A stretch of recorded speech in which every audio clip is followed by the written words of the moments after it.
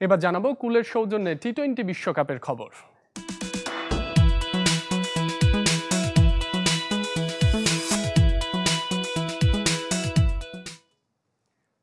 অবশেষে দুদিন পর ডালাসে অনুশীলন করল বাংলাদেশ দল, তবে মাঠে নয়, ইনডোরে। বৃষ্টি বাধায় চার দেয়ালের মধ্যে বিশ্বকাপ প্রস্তুতি সারতে হয়েছে সাকিব তাসকিনদের। ক্রিকেটারদের আত্মবিশ্বাসের বৃদ্ধিতে সাফল্যের অপেক্ষায় দল। ডালাস থেকে রেজাউনুজ্জামানের রিপোর্ট। একপাশে সাকিবের সাথে আলোচনায় ব্যস্ত লিটন দাস দীর্ঘক্ষণ ধরে, আরেক প্রান্তে অধিনায়ক নাজমুল শান্ত আর কোচ চন্ডিকা হাতুরু সিংহের আলাপচারিতা। সিরিয়াস বাংলাদেশ দল। দুদিন বিরতির পর মাঠে ফিরেছে ক্রিকেটাররা। মাঠে নয়, আসলে ইনডোরে। বেসরকারি মাস্টাং ক্রিকেট একাডেমির ইনডোর ফ্যাসিলিটিস বিশ্বমানের না হলেও যুক্তরাষ্ট্রের সেরা।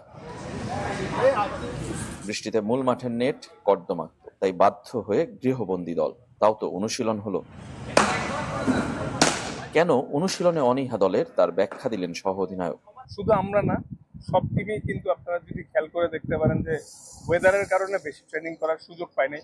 বৃষ্টির কারণে মাঠ ভিজা ছিল বা ফ্যাসিলিটিসটা একটু তুলনামূলক কম, যেহেতু ইউএসএ তে নতুন ক্রিকেট হচ্ছে। নেটে ঢুকেই ব্যাটে বলে ব্যস্ততা ক্রিকেটারদের। প্রায় 3 ঘন্টার ম্যারাথন সেশন। এর মধ্যে সাকিব আল হাসানকে দেখা গেছে আলাদাভাবে। প্রথমে বোলিং মেশিনে, তারপর বোলারদের মোকাবেলা করেছেন। মাহমুদুল্লাহ ব্যস্ত ছিলেন বিগ হিটে, যেটা মাঠেও তার নিয়মিত দায়িত্ব। সমালোচনায় ডুবছেন সৌম্য সরকার, কিন্তু নিজেকে জাগিয়ে তোলার চেষ্টায় সুইপ শটে খুঁজছেন আত্মবিশ্বাস। লিটন দাসের আত্মবিশ্বাসও তলানিতে। ব্যাটিং এর পর উইকেট কিপিং প্র্যাকটিসটাও করেছেন ইনডোরের নেটেই। আত্মবিশ্বাস জাগাতে সাফল্যেই ভরসা দলের।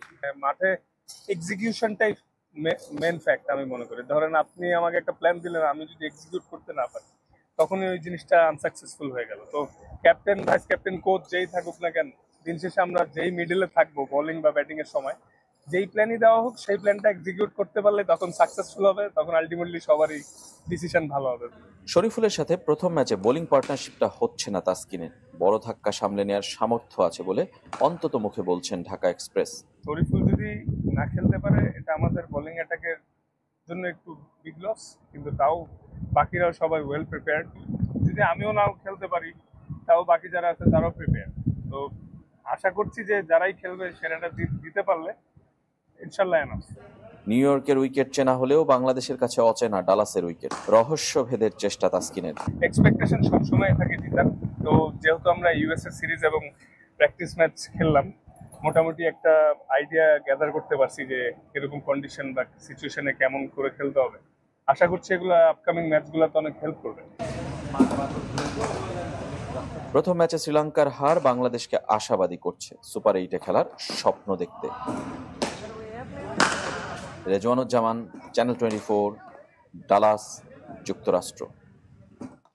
দর্শক, বিশ্বকাপের আরো খবর জানাতে যুক্তরাষ্ট্রের ডালাস থেকে যোগ দিচ্ছেন সহকর্মী রেজাউনুজ্জামান। রেজওয়ান, বিশ্বকাপে বাংলাদেশ শুরু থেকেই বৃষ্টি বাধার সম্মুখীন হচ্ছে। এতে করে বাংলাদেশ দল সহ অন্যান্য দলগুলোর উপরেও কি ধরনের প্রভাব পড়ছে, আর এবারের বিশ্বকাপটা কিছুটা অগোছালো মনে হচ্ছে কিনা, সবকিছু মিলিয়ে জানাবেন। রাব্বি, ধন্যবাদ আপনাকে। বৃষ্টির বাধা যদি বলি, যে বৃষ্টিতে আজকে কিন্তু একটা ম্যাচ পরিত্যক্ত হয়েছে স্কটল্যান্ড ইংল্যান্ড, আপনি জানেন। কিন্তু এমনি ওভারঅল যদি বলি যে আসলে বৃষ্টি আসছে। যুক্তরাষ্ট্রেও আমরা দেখেছি যে ডালাসে বৃষ্টি হচ্ছে। আজকে নেপাল এবং নেদারল্যান্ডস ম্যাচ কিছুটা দেরিতে শুরু হয়েছে, যদিও শেষ পর্যন্ত ঠিকভাবেই পুরোটাই খেলা হয়েছে এবং শেষ হয়েছে। বৃষ্টির বাধা বাংলাদেশের উপর আসছে সরাসরি। যদি বিশ্বকাপে বলি, যুক্তরাষ্ট্রের সঙ্গে একটা প্রস্তুতি ম্যাচ বাতিল হয়েছে, কয়েকটা প্র্যাকটিস সেশন আসলে বাতিল কিংবা পরিবর্তন করতে বাধ্য হয়েছে। আজকের কথাই যদি বলি, যে আজকে মূল মাঠের পাশের যে নেট, সেখানে প্র্যাকটিস করার কথা ছিল বাংলাদেশ দলের, কিন্তু শেষ পর্যন্ত তারা সেটা করতে পারেনি। চলে যেতে হয়েছে আসলে মাস্টাং ইনডোর ক্রিকেট সেন্টারে, যেটা শহর থেকে অনেক দূরে বলা চলে। সেখানেই বাংলাদেশ দল অনুশীলন করেছে। হ্যাঁ, এটাই বাধাগ্রস্ত হচ্ছে যে মাঠের সঙ্গে মানিয়ে নেওয়া, পরিচিত হওয়া, সেই জায়গাটা হচ্ছে না। এর আগেও এই ডালাসেই কিন্তু প্রস্তুতি ম্যাচটি ছিল যুক্তরাষ্ট্রের সঙ্গে, সেই ম্যাচটিও বাতিল হয়েছে। আজকের প্র্যাকটিস ম্যাচ বাতিল হয়েছে।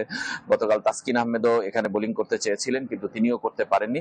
এই মাঠের সাথে বাংলাদেশ দলে যেন কেন খুব একটা দেখা সাক্ষাৎ হচ্ছে না। আর যদি আবহাওয়ার পূর্বাভাসও বলি যে আগামী কয়েকদিনও কিন্তু বৃষ্টি এবং পূর্বাভাস আছে, এবং সেটা অনেকক্ষণ ধরেই হতে পারে সেটা বলা যায়। কিন্তু আবার যদি বৃষ্টি থেমে যায় তাহলে মূল মাঠ কিন্তু ড্রেনেজ সিস্টেম মোটামুটি ভালোই বলতে হবে এই মাঠে, যে তারা খেলাটা হতেও পারবে, সেই সুযোগও আছে। আর অগোছালো বিশ্বকাপের কথা যদি বলেন, যে অগোছালোটা এই অর্থে বলতে পারি যে আসলে বিশ্বকাপ নিয়ে উন্মাদনা কম। তবে আজকে আমরা দেখেছি ডালাসে নেপালি সমর্থকদের উন্মাদনা। আমার ধারণা যে বাংলাদেশের ম্যাচ যেদিন হবে সেদিনও বাংলাদেশের দর্শকরা এখানে আসবেন। আগামী পরশুদিন, বা এখানকার সময় পরশুদিন, আপনাদের আগামীকাল বাংলাদেশ সময় অনুযায়ী সেখানে পাকিস্তানের ম্যাচ আছে, এবং পাকিস্তানিরাও প্রচুর আসবেন বলে আমরা আশা করছি। কারণ এই ডালাসে আমরা জানি যে উপমহাদেশের মানুষের বাস। বাংলাদেশ, ভারত, পাকিস্তান, নেপাল, শ্রীলঙ্কা, আফগানিস্তান যদি বলি, এইসব দেশের মানুষ প্রচুর অভিবাসী এখানে স্থায়ীভাবে আবাস গেড়েছেন। তারা তাদের নিজ দেশকে সমর্থন করতে আসছেন। আজকে নেপাল তার উদাহরণ, এবং নেপালের হাজারে হাজারে মানুষ এসছে নেপালে জার্সি পরে। সুতরাং এটা একটা অভূতপূর্ব দৃশ্য ছিল আমাদের জন্য, এবং অবাক করাও ছিল। বাংলাদেশের ম্যাচেও হয়তোবা আমরা আশা করছি যে ঠিক একইভাবে হবে। আর অগোছালো বিশ্বকাপের কথা যদি বলি, যে বিশ্বকাপ যুক্তরাষ্ট্রের জন্য যেমন নতুন, ঠিক তেমনি এখানকার ক্রিকেট কর্তারাও আসলে এমন মানে অভিজ্ঞ নন। তারা আসলে বিভিন্ন আলাদা একটা প্রতিষ্ঠানকে বিভিন্ন কাজের জন্য দায়িত্ব দিয়েছেন, সিকিউরিটি বলি, ক্যাটারিং বলি, ইভেন্ট ম্যানেজমেন্ট বলি। তারাও আসলে ক্রিকেটের সাথে সম্পৃক্ত নন আগে থেকে, সেই কারণে হয়তোবা কিছুটা অগোছালো। কিন্তু সব মিলে যদি বলি যে বিশ্বকাপ যুক্তরাষ্ট্র ঠিক মতোই এখন পর্যন্ত আয়োজন করছে। যদিও অভিযোগ আছে শ্রীলঙ্কার বেশ কিছু আইসিসির বিরুদ্ধে, আমরা দেখেছি। শেষ পর্যন্ত হয়তোবা বিশ্বকাপটা বাংলাদেশ যদি ভালো খেলে এইসব বিষয় আসলে খুব বেশি সামনে আসবে না। জি রেজওয়ান, আপনাকে ধন্যবাদ। দর্শক, যুক্তরাষ্ট্রের ডালাস থেকে বিশ্বকাপের খবর জানাচ্ছিলেন সহকর্মী রেজাউনুজ্জামান।